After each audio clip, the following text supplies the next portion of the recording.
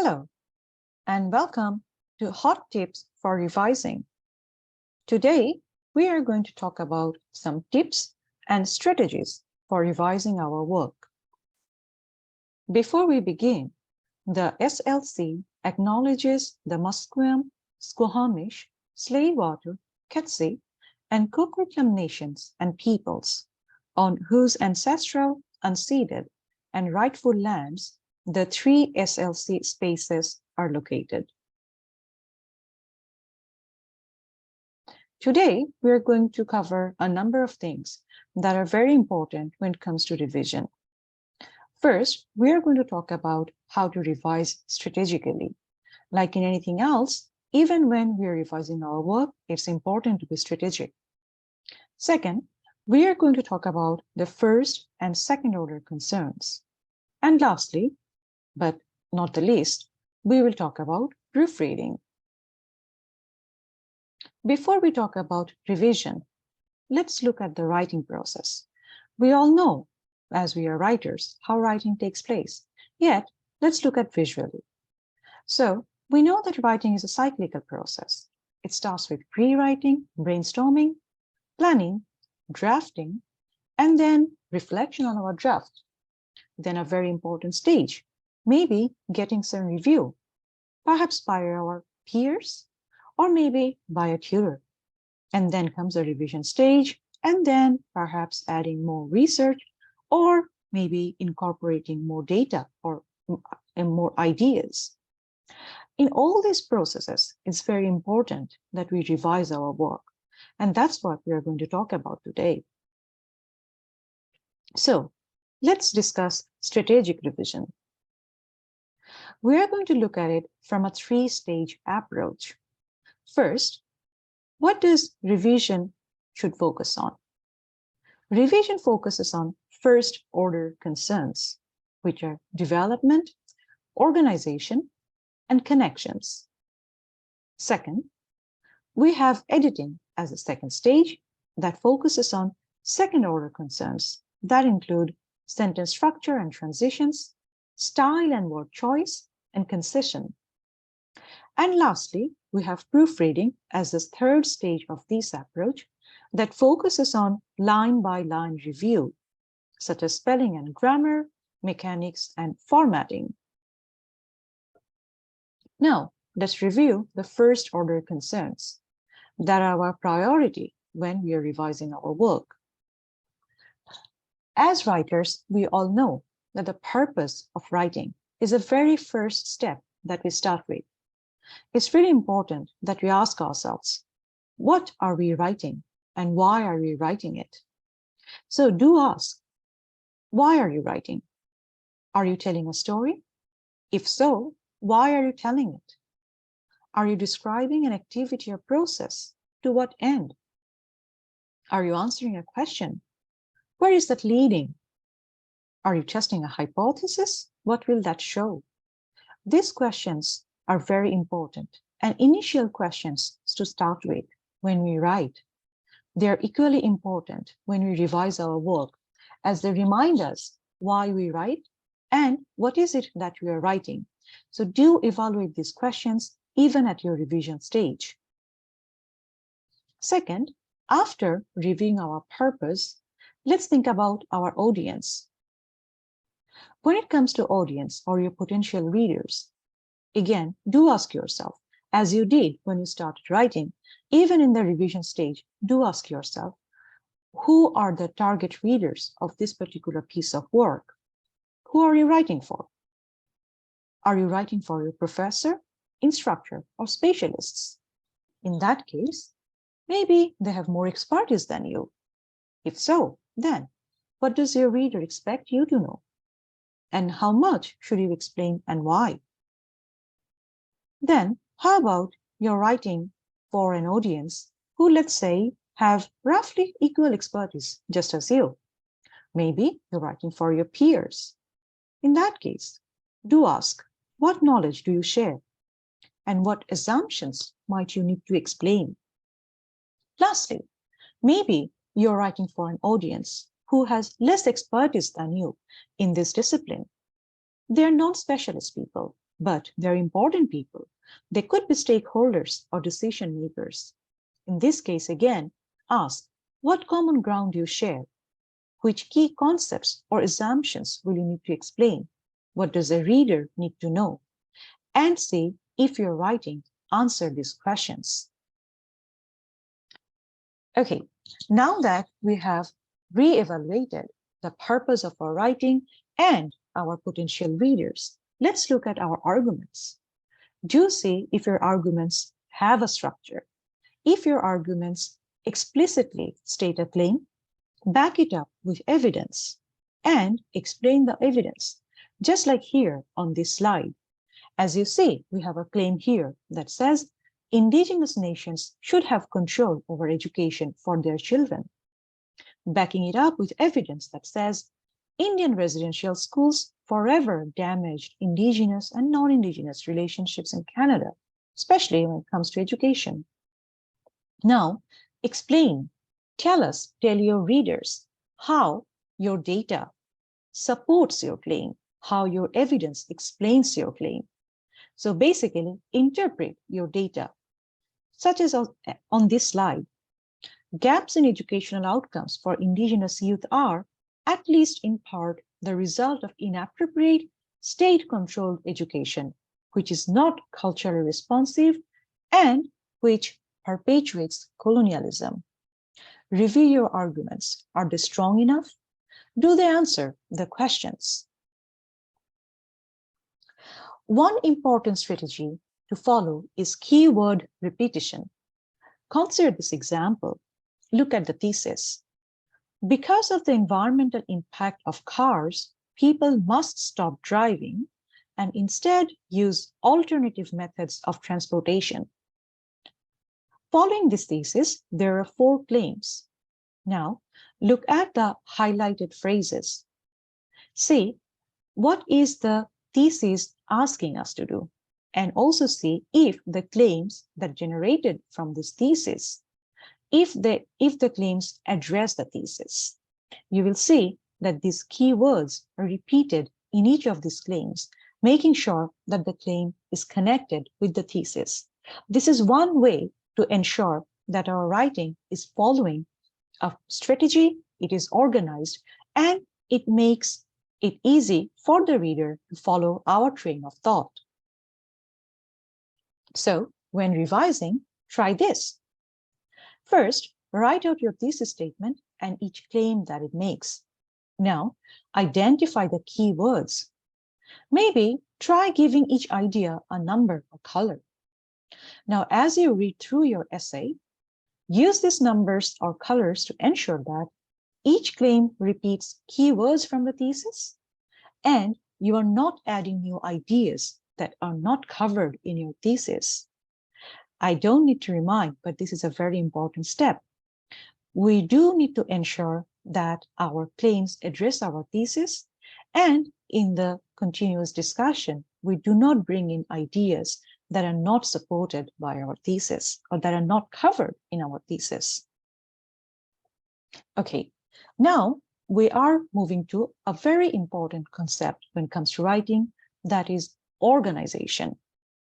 How do we make sure that our writing is organized? You definitely have thought about it when you're making your outline and when you're writing your essay. Now, when it comes to the revision stage, make a reverse outline to see that the whole essay makes sense to you and it will make sense to your readers, that each part of your essay is connected and there is a clear logical structure to follow. How do you make sure that we understand? How do you make sure that our writing is organized? So let's try out reverse outlining. When doing reverse outline, list only the topic sentence from each paragraph. Now ask questions such as, does this structure make sense? Is there anything missing or in the wrong place? Am I making any major leaps here? When you take out only the topic sentence from each of your paragraphs and only read the topic sentences, you may identify the gaps or maybe, concepts that are not really relevant. And by trying this reverse outline, you can double check the organization in your paper. There is more about reverse outlining on the SLC webpage. So please look up the SLC webpage for more information on reverse outlining. Now, let's come down to paragraphs and let's look at the topic sentences to make sure that our paragraphs are well organized and connected, and our topic sentence introduces the main idea that we want to discuss in each of our paragraphs. So, reread each of your topic sentences and ask, is the content in the topic sentence related to the content in the rest of the paragraph? Does the topic sentence summarize the main point of this paragraph? Does the topic sentence make a clear connection with my thesis? Does this topic sentence clearly support my thesis? And does this topic sentence answer the assignment instructions? Can I reword this sentence to be clearer or more direct? As you ask these questions, you make sure that your paragraphs are focused on one idea and the idea is fully explored and is consistent with your thesis statement. You can find out more about writing effective topic sentences on the SLC webpage. Another important considerations when evaluating or revising paragraphs is coherence. What is coherence? Coherence is a sense of the whole when all the sentences in a piece of writing add up to create a complete picture. Basically, see if all the sentences in your paragraph are consistent, if they support each other, if they explain the idea adequately and clearly, if they are in sync. Basically, coherence, by meaning coherence, we want to say that our ideas are connected. It's connection at idea level.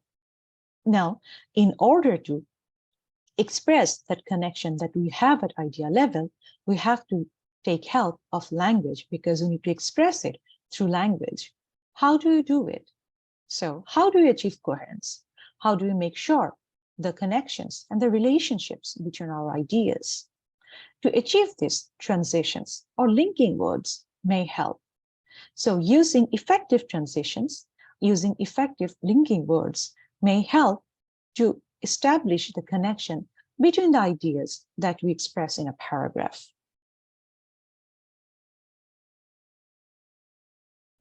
Okay, now that we have discussed the first order concerns when it comes to revising our work, let's see the second order concerns.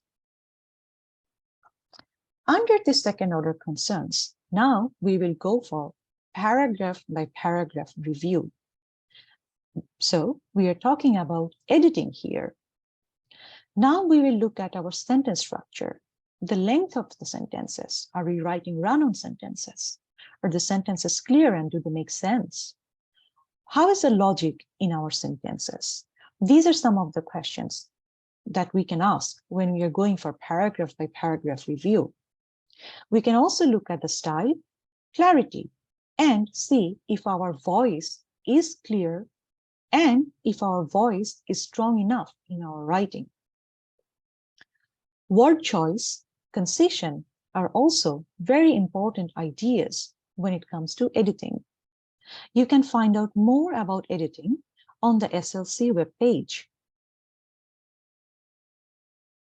Now, let's go to the third stage, which is proofreading. And here we are talking about sentence by sentence review. So what do we do when we are going for a sentence by sentence review? We are looking at grammar, we are looking at spelling and mechanics, and we are looking at the use of punctuation. When writing, sometimes, and it's very common that we are writing run-on sentences, and maybe our sentence does not make sense grammatically, or we are not using the correct punctuation markers. It's very common and it happens to everyone. So it's a good idea when we're revising our work to do this proofreading as well, just to make sure that we are using a comma when you're supposed to use a comma. You can find out more about proofreading on the SLC's Revising editing, and proofreading stage.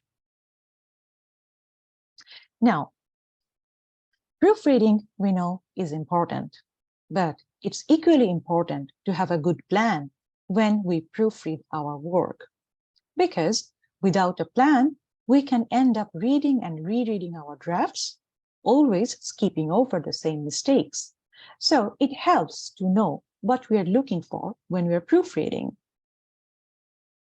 Now, before you proofread, make sure that you have revised and edited your work, that the first order concerns are taken care of.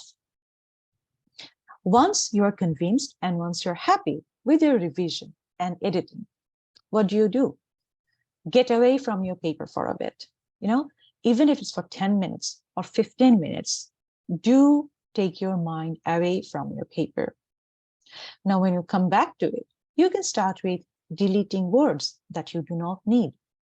There is no point carefully proofreading words, and then they get cut.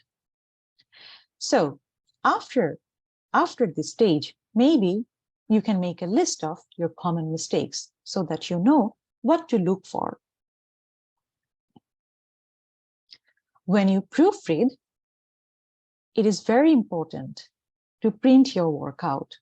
So start with printing the work, then read out loud. Go slow. Use a blank paper to cover up the line below the one you're reading if you have to, because this keeps you from skipping things.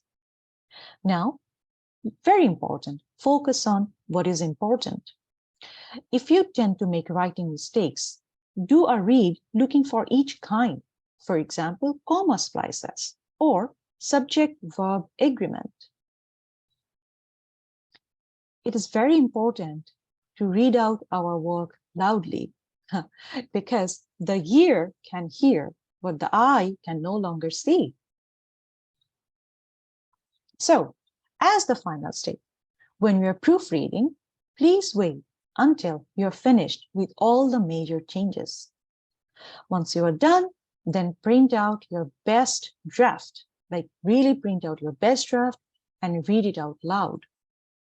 Also, try this. Read the essay backwards to see the parts instead of just the whole. Double-check citations, very, very important. And please reread the assignment instructions to make sure that you didn't miss anything. Now, let's apply what we have been discussing. Take any of your writing assignments, a complete one, or maybe something that you're working on currently, it's near completion. Take any of those assignments and read them once through, looking for first-order concerns. After you have read them, and then you have addressed the first-order concerns, then read them again for the second-order concerns. See how these strategies work when revising our work. Now, the final tips. Work from a print copy.